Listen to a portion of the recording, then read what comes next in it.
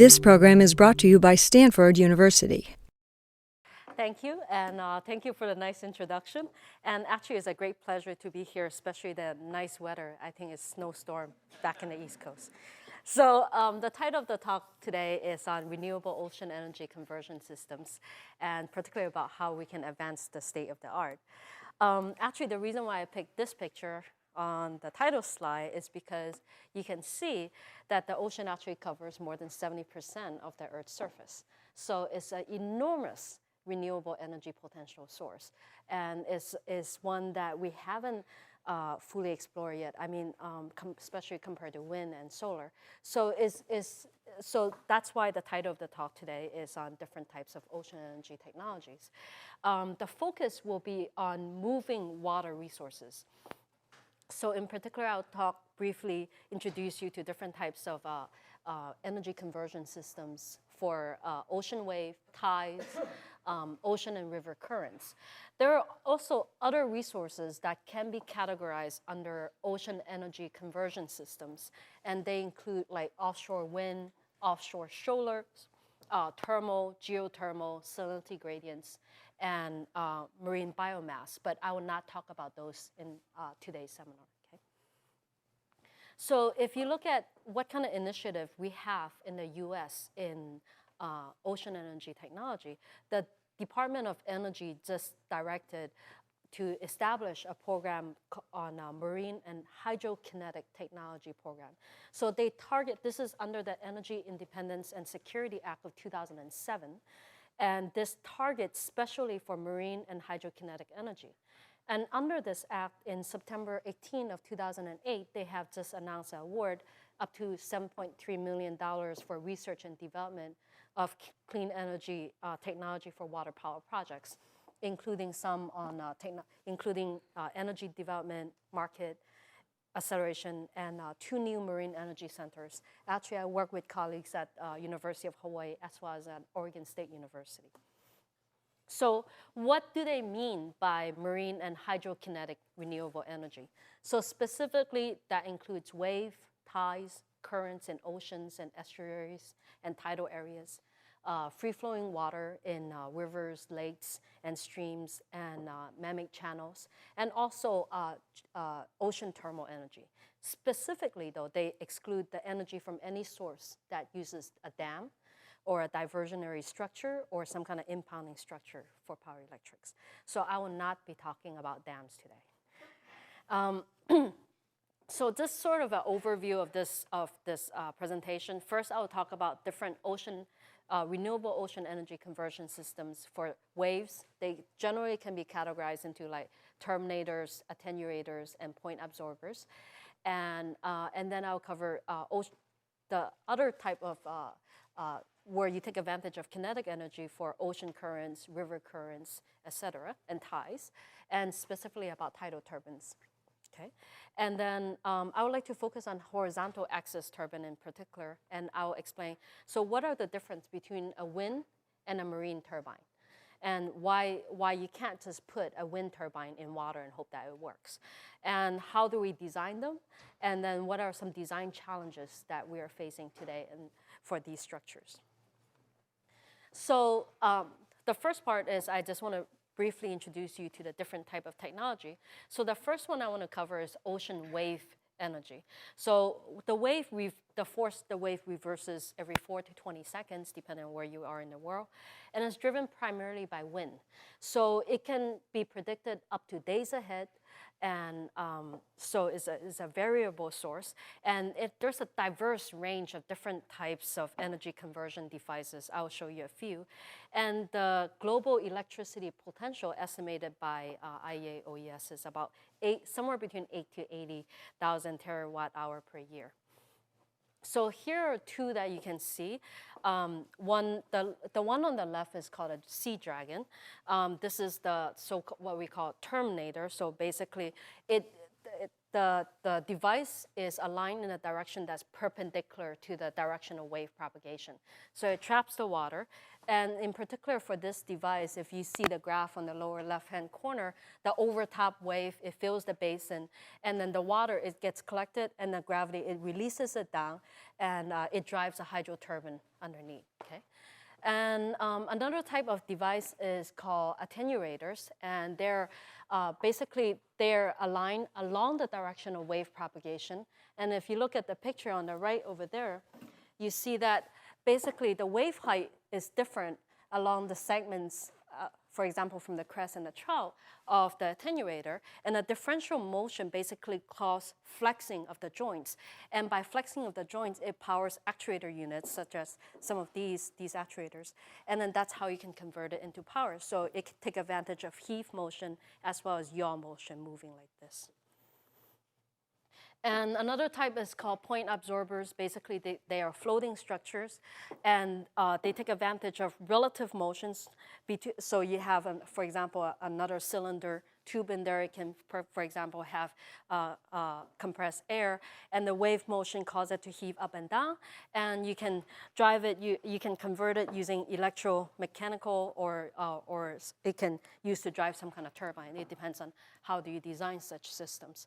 So two examples are the power buoy or the aqua buoy type of converters. And you can get a sense of the size of that one on the left. You see all the people standing there. So besides wave energy, you also have what we so-call the ocean current energy system. So you can see the drawing of the current driving around the world.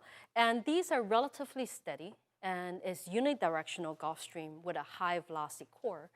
And this is driven by wind and solar heating near the equator, and the deeper currents by salinity and density gradient. So the typical energy conversion device for this is actually underwater turbine. So since I would like to focus on turbines, I just want to show you the various applications that it can be applied to. And here is an artist's drawing of some of these turbines. This is an open turbine, sort of like almost like a parachute, but you cut it open. So, if you talk about ocean current energy, the global electricity potential is about 50 terawatt-hour per year. So besides that, you can also take advantage of river current energy. So this is governed by rain, right? Depending on how much rain, and it flows down the river. So it's very stochastic in nature. So some cons about it is you have very large sediment loads. You can, if you go out in the river, you can see that. And you may also run into debris or ice impact.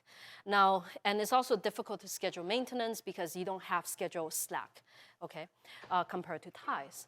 But the beauty about it is unidirectional flow. So your device doesn't have to adjust in pitch and directions.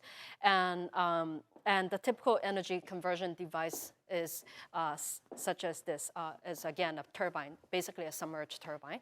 This one is actually applied for the Roosevelt Island Tidal Energy project by Verdant Power.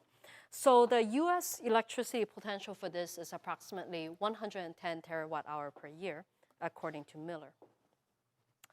So in addition to ocean current, river current, you can also take advantage of tidal energy.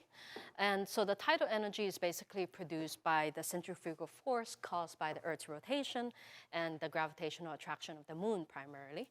And, but tides are bidirectional. You have flood tide and you have ebb tide, right? It retreats. So your device gotta be able to take advantage of the flow going in both directions. So it's a little bit more challenging. But the advantage to that is that it can be reliably predicted. We have been predicting tides since for over 1,000 years, right?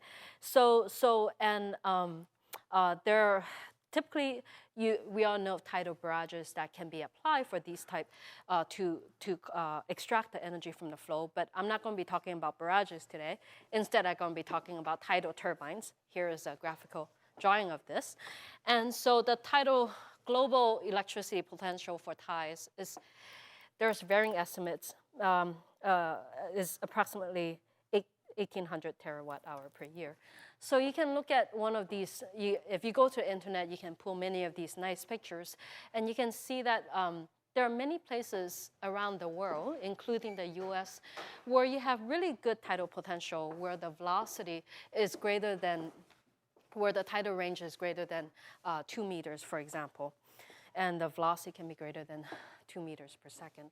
So here is specifically for US, you can look at different sites. And since we're in California, you can look at the Golden Gate Bridge site in San Francisco. And over there, the source potential is 2.1 terawatt hour per year. So since you see from all of these that turbines, we rely on turbines for many of these energy as an energy conversion device for different types of currents. Okay, so what are the different types of turbines then? You have horizontal axis turbine, and you have vertical axis turbine, and what we so-called alternative device. So a horizontal axis turbine is, these are some examples. You can have one with a straw on it, different kind of mooring. The advantage of that, of horizontal axis turbine, is that we can borrow from very advanced technology from the wind energy industry. Okay, and the nice thing is about it is generally self-starting, so you don't need something else to power, so it's really clean, right? And it can be supported from the top or from the bottom. For example, it can be inclined, supported by a floating structure, or you can moor at the base. The disadvantage about this is that if you're talking about for ties, because you have the bidirectional flow, the flow goes in both ways, it needs some kind of yawing device so that basically it needs to be able to rotate in direction to account for the change in direction of the flow. So vertical axis turbines, there are two general categories. One is the lift. It looks like 8-beater. So these basically, it works with the same principle as a turbine. Basically, flow goes to the cross hydrofoil section, and then it generates lift perpendicular to the flow, and that turns the device. But preferably, the angle of attack need to change as it rotates. If not, you need to, it needs some kind of power to start it. So, and the drag type device, the water pushes it and then it turns. So they tend to be less efficient, much less efficient. So the advantage of these is that it's omnidirectional. So that you can see that the flow can come from any direction. So you don't need any kind of yawing mechanism. And it can be mounted at the base or the top. So if you talk about for ocean applications, if you mount it at the top with a floating structure, the advantage to that is that you don't need a support tower, and you can also put the generator on the top, so you don't need underwater cables, okay? And so it's easier to install, easier to maintain, and so you may have reduced overall cost. But there's also, there's always a yin and yang side of it, right? So the disadvantage is that is poor, usually it requires some kind of power to start, and it tends to be less efficient than horizontal axis turbine for the same area. And based on the experience from the wind energy industry, they have not been shown to be commercially successful. And there are some reasons. I mean, you don't, if you drive out in California, go to a Mojave Desert, for example, you see wind turbines, you don't see 8-beaters, right? So you don't see this kind of stuff either.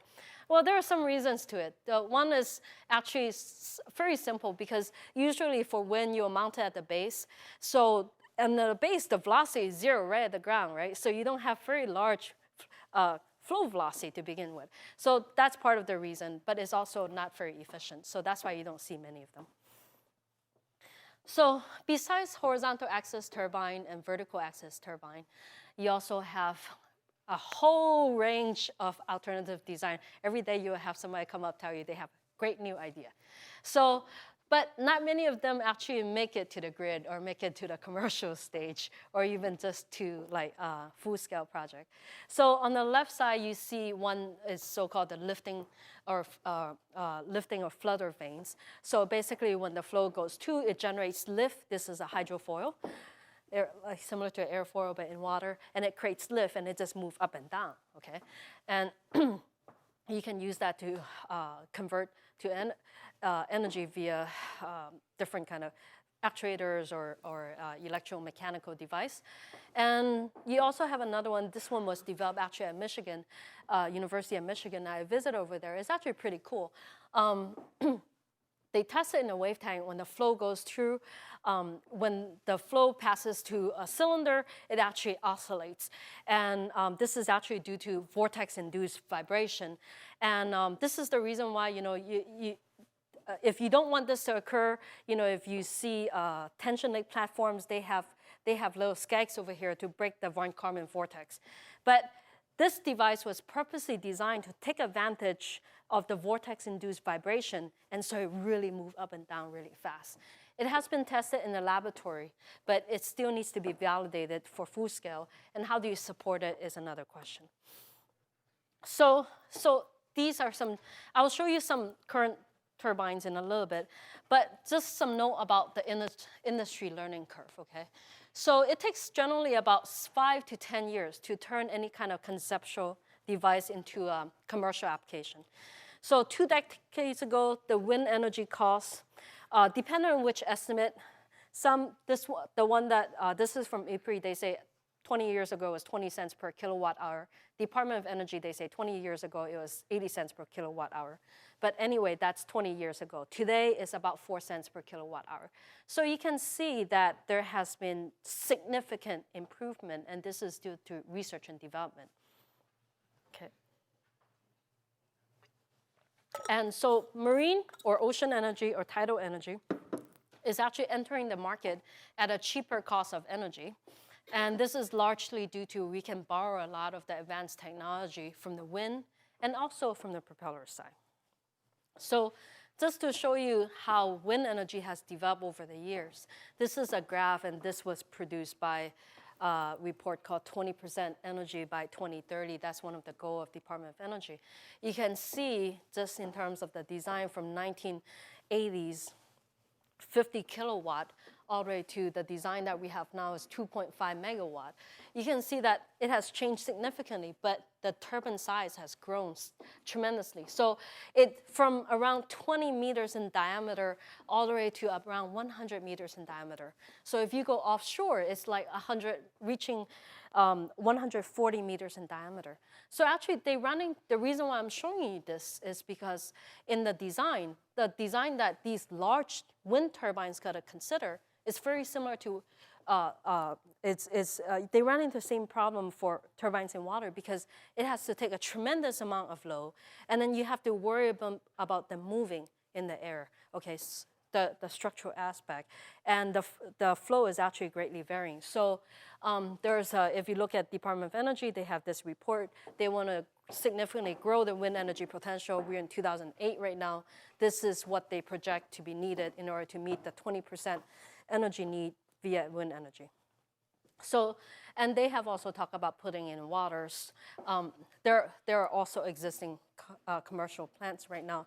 So this is just a picture, and you can see that in order to put wind turbines in water, you have similar issues as putting in water turbines. How do you support it?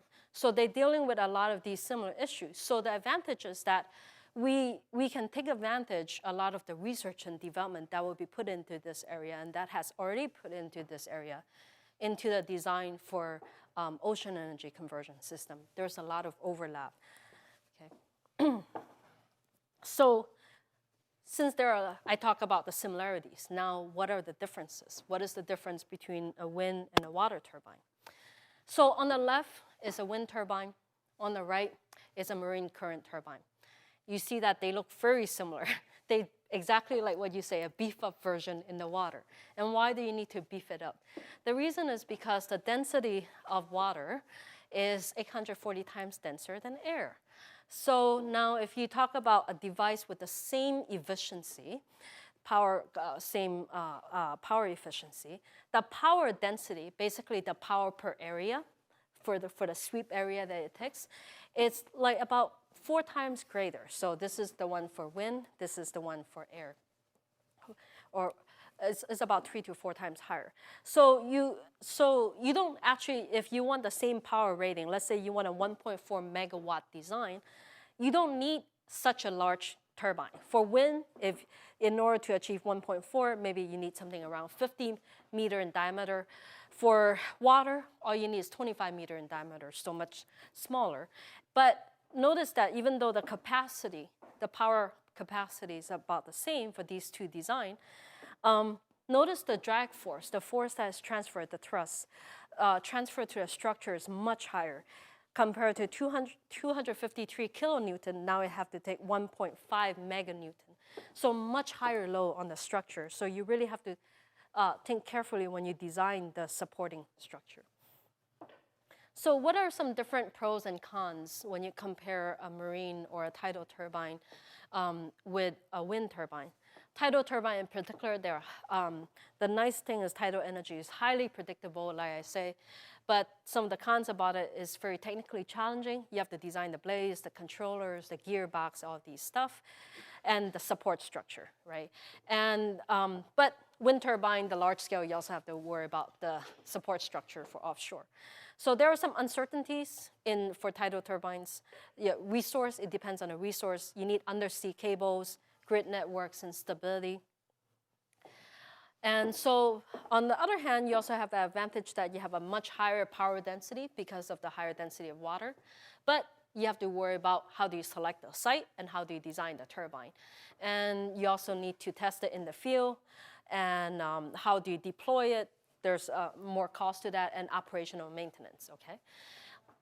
Another advantage is that it's lower visual impact. It doesn't obtrude it's not like on land and you see it right in front of your house. It's beneath the ocean and you don't see it. So, but now you're operating in harsh sea environment. You can have marine growth. You can have, for example, you have to worry about corrosion, et cetera. And you also have to worry about slow permitting process and a high initial cost. Put anything in water to drill and to put is much more expensive. And so there are uncertainties about market acceptance and the impact on the environment and marine life. However, there are also another advantage is that you have tremendous crossover potential from wind turbine, but the design of tidal turbine is more challenging. You have higher loads. For tides, you have bidirectional flow. You have the harsh sea environment, and you have to worry about cavitation. I'll explain what is that. And then there are also uncertainties about potential vessel impact if you have a ship hitting it, or interaction with surface wave, the bathymetry, et cetera. So here are some examples of some some current or marine or tidal or river turbines that have already made it to the grid. So there are different designs, for example, Landstrom, you can see these are all horizontal axis turbines, so it's different types of design. So there's two that I want to focus on particular. One is the CGen project. This is what they claim to be the first commercial scale tidal turbine. You can get a sense of the size. These are people over here, and these are the blades, okay? So you can get a sense of the tremendous size of these. About 15 to 20 meter in diameter. They rotate about 10 to 15 RPM. Their initial cost for the Stanford project was about 16.8 cents per kilowatt hour. They project when it's fully developed, it will be about 5.2 cents per kilowatt hour. So it's really becoming comparable to wind. And this is a project in US. That's the Roosevelt Island project that I told you about earlier.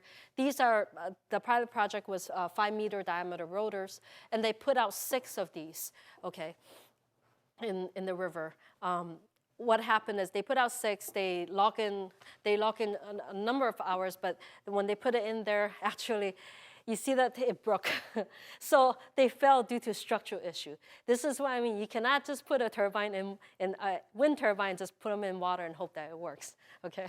So they realized that they really have to worry about the strength issue and the tremendous load they gotta take, right? So they redesigned it, and now the new blades are made with solid aluminum magnesium, and they're getting permits for installing more turbines. So what are some challenges with the design? So you have much higher loads, like I say, because of the higher density. So you have to worry about strength, you have to worry about fatigue, you have to worry about vibration, and then you have to worry about stability issues, right? And for tides, it's also more difficult because you have bidirectional flow. And you have the tidal boundary layer effect and then interaction with surface wave, bathymetry, et cetera. So you have like a flow constantly changing. It can change in directions and it varies with depth. So you need some kind of active and passive control. You have a harsh sea environment. You have corrosion. You have to worry about barnacles, sea growth. You have to worry about sediments, debris, and then you have to worry about potential vessel and ice impact. Another thing that's unique about putting in water is you have to worry about cavitation. Cavitation is intermittent, and it can cause damage to both sides of the blade surface. It can significantly decrease the performance, which I'll show you in a bit, lead to erosion, noise, and vibration. So what is cavitation? It's similar to boiling. Everybody knows boiling. You increase the temperature to 100 degrees Celsius, and then you get bubble formation, you get boil. Cavitation, on the other hand, basically you achieve it by reducing the pressure. Okay, and when you reduce the pressure, when it reaches the saturated liquid vapor pressure, it forms a bubble. The formation is okay, but when it collapses, it actually forms a microjet that treads to the bubble, and that jet, the velocity of that jet can be up to 1,000 meters per second. Now, this is actually used for example, like lithotripsy to break up kidney stones. You can use it to break up brain tumors. You can also use it to cut things in water. But there's now, if you put it on a blade, in the marine propeller side, we have to worry about it because it can really damage your blades. This is an example. It can cause severe erosion. It also causes a lot of noise. You probably don't want that. So here's an example of a tidal turbine that was tested in a cavitation tunnel, and then you can actually see the cavitation right at the tip over there. Okay. So how do we analyze and design these then? So there are different methods. Traditionally, you have basic momentum theory. Basically, we know that the turbine extracts energy from the flow. You assume it as an infinite disk. And then so the streamline has to expand. And then from there, you can calculate what is the change in pressure. So the classic theory is by beds. If you use this, you can estimate what is the optimal power. For example, we know that the optimal power is 59.3% the limit because the velocity reduces because the streamline expands, but it will not reduce to zero, okay? So, but the problem is you cannot design what is the optimal geometry of the blade from there. So there's what we so-called blade element momentum theory. So basically you use a momentum theory, very simple analysis, to calculate the axial and circumferential velocities. And then you look up a table. So you can pull out a table and you see what is the lift and drag coefficient of different blade sections. And then you integrate it to get the thrust and the power. However, that cannot account for 3D effects. You have what we so-call vortex methods. Basically, they represent it either with a line, the blade with a line, so they don't account for the chord, what we so-call lifting line, or lifting surface method, where they only model the mean camber of the blade. And so it can account for three-dimensional effects, but it's not good at the leading edge. And the leading edge is very important because that's where cavities will form. And traditionally, this has not been a problem for wind turbines, so they didn't have to worry about it. And wind turbines have geometry that tend to be very slender and beam-like, rectangular, so they don't need to worry about three-dimensional effect either. But for marine propellers, we have to worry about that. So in terms of that, the technology development is more advanced in the marine propeller side, and also because the Navy has much more money to do this kind of research. So a more advanced method than that is panel method, or what we call boundary element method. So we actually panel the blade. You can see that instead of the mean camber surface, we actually panel the surface of the blade. So we really account for the actual geometry, okay? And so we can capture the details at the leading edge and the tip more accurately. And that's the one that I will focus on because it's very fast. Now, if you really want very advanced technique, you can use CFD methods. So you can use RAND solver, and Navier-Stokes solver, all these fancy ones. This is the example. I have this project with, this is another project of mine funded by the Navy with University of Minnesota. So you can see if you were to do this, much more expensive. Just look at the grid around the blade. It's amazing. Just to do one of these calculations, it can take weeks to months. So you don't want that in the design stage. That's way too much, okay? So instead of worrying about I think a panel method is sufficient in the design stage, but that only computes the fluid load. Now, how about the structure? I told you before that it can break. So you can see that if you have very high loads, it can lead to like the strength failure, fatigue. You can have excessive deformations. It can also snap. This is a wind turbine, and this is a marine current turbine that has snapped. So you have to worry about the forces acting on them. So I think it's more important to do the analysis so that you design for both the hydrodynamics and the structural dynamics. And so what I'll show you in a bit is a boundary element method and finite element method for those. I'm not going to go into the detail about it, but basically, it's a very fast method. I can basically do a computation like in about somewhere between even a fully coupled like 5 minutes, so it's really fast. So you have the flow coming in. The idea is that we use a potential-based method. So basically that assumes the flow to be irrotational, but when it's rotating is, how do you account for the rotation effect is by using an effective weight, which is basically the inflow without the propeller plus the vortical interaction with the propeller. And so basically you solve it, you have conservation of mass and conservation of momentum. And this is this example of this is a boundary layer flow. For example, the velocity decreases with depth. Here's your hub, here's your blades, and this is the weight surface, for example. And we change it so that we only need to change it to a boundary value problem instead of solving for the volume. So you end up solving for the integral equation. Now, how do we mathematically, just some very simple basics. You have to make sure that you have the no penetration boundary condition so the flow doesn't penetrate the blade. And you also apply that condition to find the thickness of the cavity if you have a cavity here. And the pressure of the cavity must equal to the saturated vapor pressure. We also have to make sure that the flow velocity is finite at the trailing edge. And we have to find where the cavity detaches and where the cavity reattaches, because the cavity grows and collapses, okay? So there are some details about that, and that's where in the wind turbine side, they don't have to deal with that. You don't have cavitation in air. So in water, we have to deal with that, and we're used to doing that. So there are some details about how to find the proper length of the cavity and the proper detachment point. And instead of explaining the details, I just want to show you why is it important to do that. Now, this would be, for example, this is the pressure on the suction side, and on the pressure side, the pressure coefficient on the hydrofoil surface. So now if you don't account for cavitation, you get this kind of pressure. And the lift, the lift and drag depends on the area within that's cross overlap area between these two curves. You can see that if you actually consider cavitation, you will have a very different lift and drag between the two.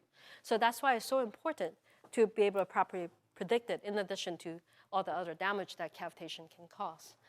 So to validate the method, I have compared with like experimental measurement. This is for a marine current turbine that was tested inside a cavitation tunnel. You can see the tunnel here. We also do this for propellers. You can see the blade. And you can change the hub to the blades at different angles, pitch angles. And so this is some comparisons with experimental data. Experimental data is these. This is the power coefficient for two different hub angles, and then the numerical prediction is the one in the field symbol. So you can see that it compares very well, the field symbols and open for both the power coefficient as well as the thrust coefficient with experiment. So I know the method works. And the nice thing is, most of them, if you look at search to literature, the methods, they don't consider cavitation. So the nice thing about this method is that you can actually predict the cavitation. For example, this, I'm just plotting as lines over here. You can see this is where the cavity is forming, and it looks very similar to what was observed in the experiment. And if you don't account for this, you get this kind of pressure distribution. Just looking at the color, you can see that they're very different, okay? So what happened when you have cavity form? You have the cavitation form. Now if you calculate the resulting thrust and the power, you have this red symbol instead of this blue. You can see there's a decrease in power and then decrease in thrust.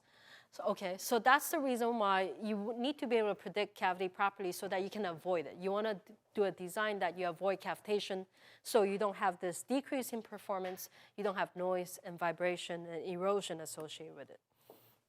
So all these is for hydrodynamics. Now, how do you deal with the structures? I have came up with a way to how to do the couple fluid structure interaction couple simulation by basically decomposing the motion, the velocity due to rigid blade motion and then due to elastic blade motion, and then do the same thing for the pressure. And if you integrate that, you end up with this equation where, for those of you who are familiar, you can get an added mass matrix with structural mass, hydrodynamic damping with structural damping, and this is acceleration velocity, and then you have stiffness and displacement, and you can solve for this equation to get the structural stresses and displacements as well as eigenfrequencies, for example, and you can deal with composite structures, okay? So if I use this and I go back to the same turbine, I analyze it, what I realize is initially I try to design it using nickel aluminum bronze, which is a very common material used for marine propeller. And what I realize is you got 1.2 meters of deflection. That's not good, okay? So if you actually do a 20-meter diameter, it's actually pretty big. So the load is very high. If I actually find that I need a minimum of a very high strength, and it needs to be corrosion resistant. You can't just think about any kind of metal. So I decided to use the iron, chromium, nickel, copper alloy, which is a high strength corrosion resistant alloy. This Young's modulus is 196.5 gigapascal. And if you do this, then you see that the maximum stress that you get is 411 megapascal compared to yield strength 1.17. So it's okay. So it's safe, but you still have very large deformation, about 70 centimeters. So it's about 7% of the radius. I still think that's a little bit too much. So that means you need a harder strength alloy. But remember, it's not so easy because then you need to find the proper machine to mill the shape and then smooth it out, okay? And you also I can also use the method to calculate the eigenfrequencies. So the reason why you need to know that is because the natural frequencies are significantly reduced in water compared to air. For example, 1.7 hertz compared to 2.9 hertz. And that's due to added mass effect. The reason you have to is because you basically have to move the water in addition to moving air with it. If you swim, you can see that there's a much more resistance, and it's due to added mass effect. So then the reason why you need to worry about it is because if your excitation frequency matches the natural frequency of the structure, you end up with resonance. So you really don't want that. So you need to know what kind of frequency you got. So now if I analyze this structure under tidal boundary layer flow, where the velocity varies with depth, for example, and let's say I do a realistic situation, 20-meter diameter, and then let's say the seabed is 5 meters from the tip of the blade at the bottom, and then the surface is 5 meters from the tip of the blade. If I actually analyze this, I can use the method to see how does the pressure varies as it rotates, and I can also see how this, and I can integrate it, then I can calculate the force. You can see that even though the flow, what happened is, this would be, for example, the loading on the first blade would be here, and the loading on each of the blades is sort of like sinusoidal because it's periodic, right? It goes around. So this is the first blade. The red is the first blade. This is the second blade. It lagged by 120 degrees since this is a 3-blade, and that's the third blade. So that's why you want a 3-bladed design, so that the loading cancels, sort of like well balanced. It balances out. So you see that the resulting thrust and power is pretty smooth. And you can compare that against the steady design. And so we can actually calculate, we know how much bending moment that will cause, not just the turning moment, but also the bending moment, so that we can design it carefully, okay?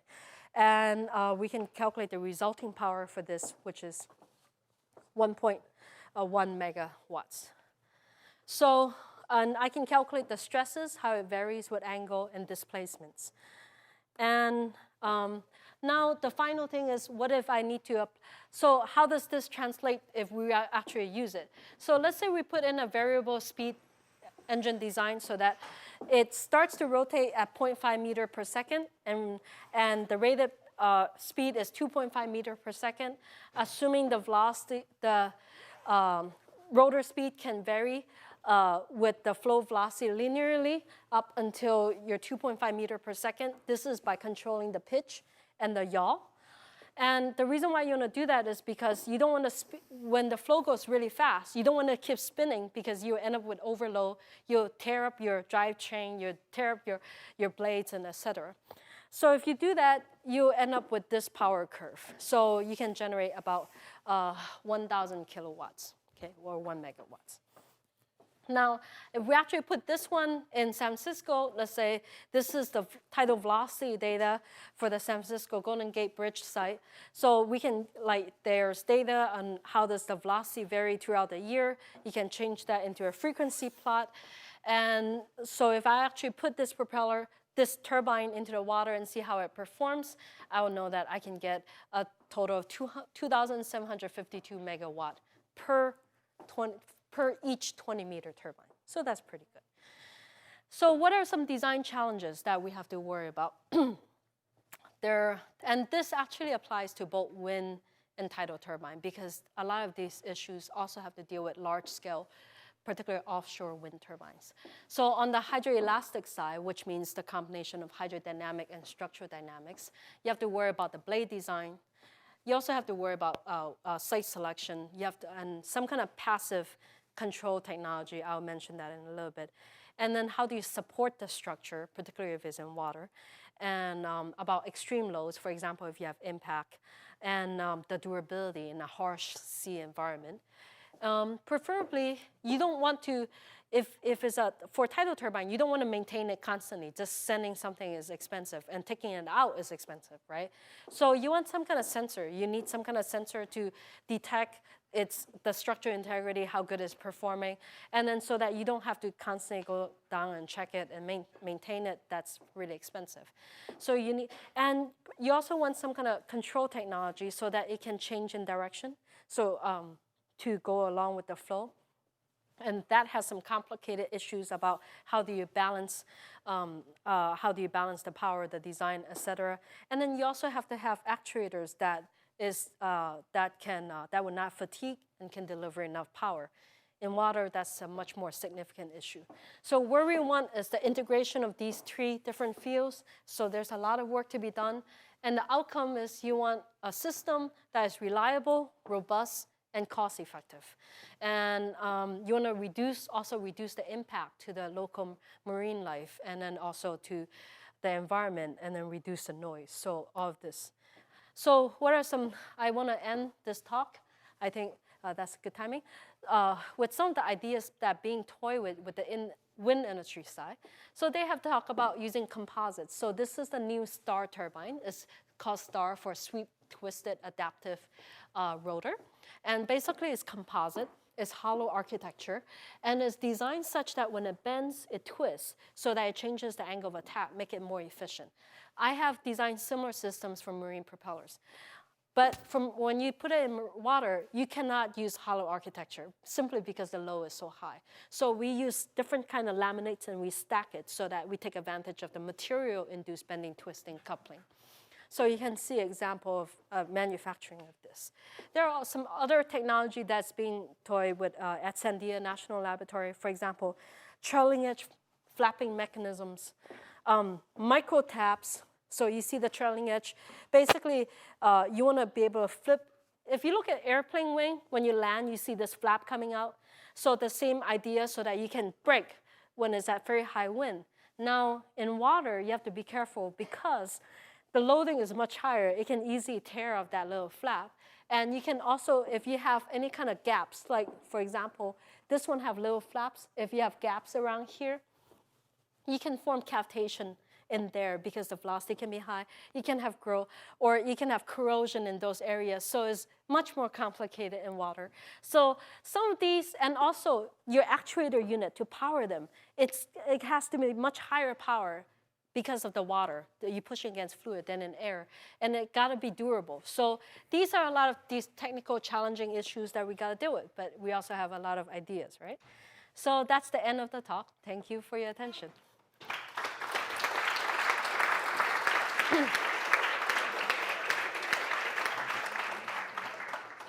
Questions for Julie?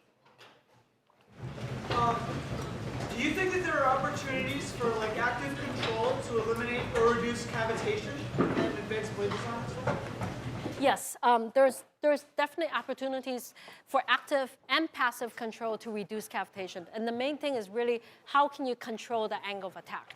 If I can, for example, if I can reduce the angle of attack, if I can reduce the local velocity, then the pressure would not drop, will not be lower to such a degree that cavitation will happen. So there's definitely, and particularly near the tip. So if you have some ideas, let's talk. Yes. Can you talk a little bit about the impact on the environment and marine life? I know you said that it's an unknown, but there must be some information on that. Yes, so like you can, for example, remember one of the earlier photographs, you have a duck around it. So like one area is you can actually put a shroud, what we call shroud or duck around it.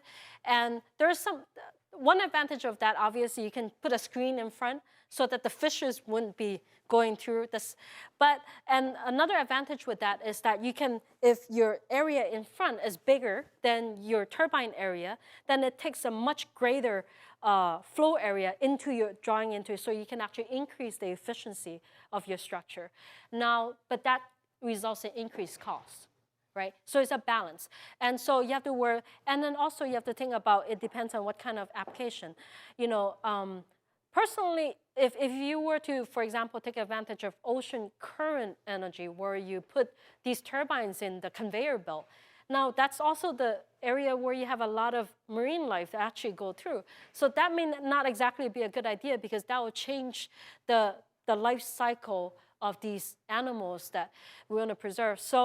And then you also have to worry about how would that, if you take a tremendous amount of energy from the flow, let's say you use tidal turbines, and you take a tremendous energy from the flow, how would that affect the local ecology?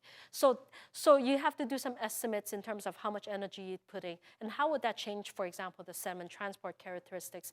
How would that change the flow pattern? And especially, you know, like, for tides, it's not so affected by global warming, but for some other, like ocean wave or ocean current, it may be more affected by global warming, rise in seawater level, for example. So I think that's a great area that you need to do research, and you want to make sure that, for example, you don't want too much noise underwater because that may affect some animals that are sensitive to them, or you don't want if you have electromagnetic device, again, that may be sensitive to some animals. So I think in the design, that's why you need different groups. You need biologists, you need policy makers, and you also need engineers so that you can discuss together to understand what are the important issues and how do you design for it. Yes. Yeah, I'm just sort of curious about the degrees of freedom in the design. I mean, there's sort of an aspect ratio for the blade. There's a question of the number of blades on the hub. I mean, and so you could have 3, 6, 12, and you know the natural frequencies would be very different for different aspect ratios. So I'm just sort of curious why you would come out with 3 blades with a long aspect ratio, given that that's what people have optimized for a very different viscosity and very different flow regime. Where do you think the sweet spot for the design is for the, for the water environment? Well, 1 blade, you have unbalanced loads, and it's not very, 3 blade is a good balance. In terms of number of blades, a good balance between efficiency and the load balancings, because you don't want really unbalanced load transfer to your control structure, your drivetrain, et cetera, and the rest of the load that the support pile got to take. But in addition to that, it's not just the number of blades. If you look at the wind evolution design, the beginning one just look like things that are toy, and the new one is like they have sweep. So like in marine industry we call that skew. So it's like this. So if you look at a lot of marine propeller, it actually is skew. And the reason is because when it rotates, so you have the leading edge coming in and then this slowly coming in. So it doesn't just boom, impacts the water, right? You don't want to crash a Coke can in water because that can cause more damage, and then it can cause tip vortex cavitation and vibration near the tip. So we don't want that. So you want a more generally curved design so that it enters the water, cuts the water more gradually and more smoothly, so you don't run into these tip vortex cavitation, tip vortex vibration issues, and the associated vortex blade interaction that associated with it. So, and you want to change the pitch the pitch is whether you want to do this, because the pitch changes the angle of attack. You think about airfoil. You streamline it versus if you do this, then you have a lot of stall. But you may want to use stall to purposely stop it at very high winds. And you also have rate, so it's rather skew rate forward or backwards. So there's a lot of freedom. And what I did was I have developed a generic algorithm where you can, for example, we can define all those as a sectional characteristic and then optimize them so that we can come up with the optimized blade geometry. And we have done that a lot in the marine industry side. I mean, obviously, you see the marine propellers, especially some of them for naval applications, they're really highly advanced so that you really don't get cavitation. You showed a chart about wind and how long it took wind to get to a place where it was, seemed viable and practical. Where are we along the line on this? We just started. Okay, so 20, 30 years. I think it'll take less than 20 years, maybe about 5, 10 years, because we're not starting from, there's like we can borrow some of the technology from the wind energy side as well as from the marine propeller side. So we're starting at a higher block than just the first one. So that's why I think it'll be faster. Yes. I'm curious what kind of software you use to do the stress strain analysis and bending analysis. I actually use Abacus over there, and then I couple it with the fluid solver that I developed. So so I write that routine into there, and then to do the coupling. So it's a finite element analysis software. Is 3-dimensional, and then the nice thing about it is I can also use. I would like to apply some of the techniques that I use for propellers, so composite, so that it can automatically change angle, so the shape changes with the flow. So that's what I use. Yeah. Yes. I just have a question. Are there any advantages to having smaller blades and just a larger array of effects? Like, Yes. Definitely. Well, if you reduce the length of the blade, your moment arm is smaller, so your load is much lower. So you don't need all these high corrosion resistant, high strength material. You can use a lower, so it's easier to machine. So as a result, the cost may be lower.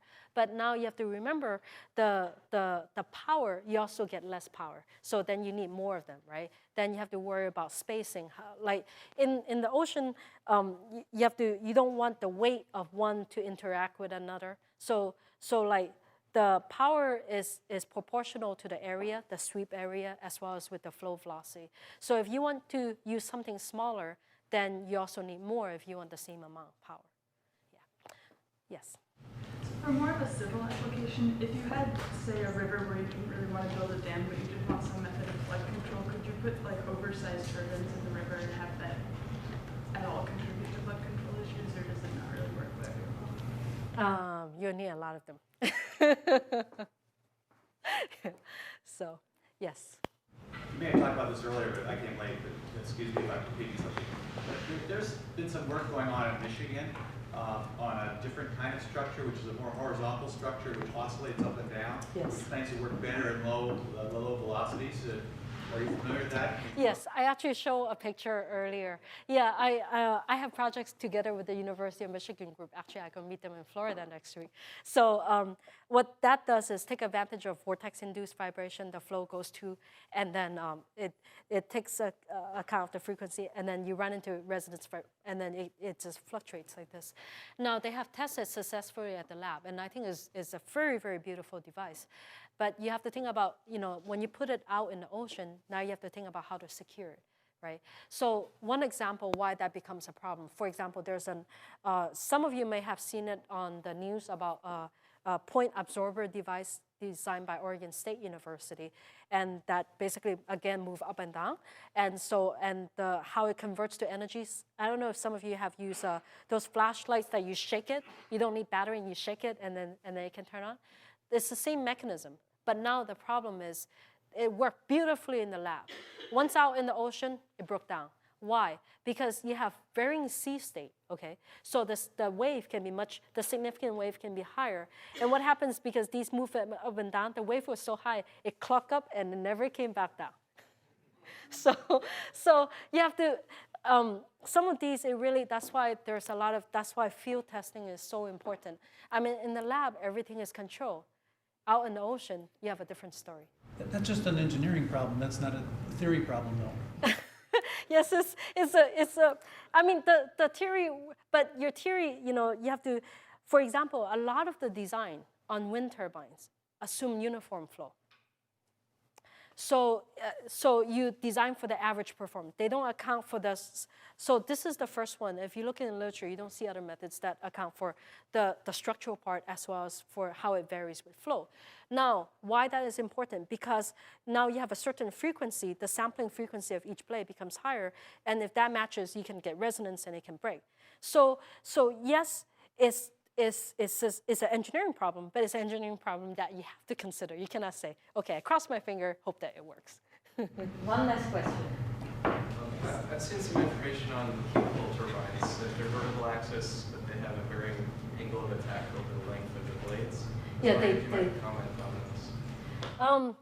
I don't have, I mean, it's not that easy to design, especially if you want the flow to come in from this angle and for this angle, because it's bound to be not optimal at one of the angles. That's my opinion. So I would prefer to use turbines rather than the 8-beater. And the drag device there are just really inefficient, so I don't recommend them. Well, thanks very much, Julie. Thank